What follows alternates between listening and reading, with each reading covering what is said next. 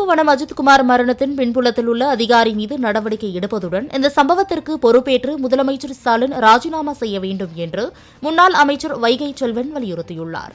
காஞ்சிபுரம் செவிலிமேட்டில் முன்னாள் அமைச்சர் சோமசுந்தரம் இல்ல திருமண விழாவில் பங்கேற்ற பின்னர் செய்தியாளர்களிடம் பேசிய வைகை செல்வன் திருப்புவனம் அஜித்குமார் மரணம் என்பது கொடூர கொலை என விமர்சித்தார்.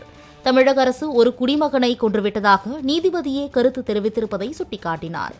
தலைமைச் செயலகத்திலிருந்து IAS அதிகாரி ஒருவரின் அழுத்தம் காரணமாகவே தனிப்படையினர் அஜித்தை தாக்கியது தெரியவந்துள்ளதால் சம்பந்தப்பட்ட அதிகாரி மீது நடவடிக்கை எடுக்க வேண்டும் என்று வைகை செல்வன் வலியுறுத்தினார். தமிழ்நாட்டினுடைய முதலமைச்சர் திரு மு.க. ஸ்டாலின் அவர்கள் இந்த சம்பவத்திற்காக பொறுப்பேற்று ராஜினாமா செய்யப்படும். வேலியே பயிரை மேய்ந்து விட்டது. காவல்துறை கட்டுப்பாட்டை இழந்துவிட்டது. கட்டுப்பாட்டை இழந்துவிட்ட காவல்துறையை கையில் வைத்திருக்கிற முதலமைச்சர் இதற்காக வெட்டப்பட வேண்டும்.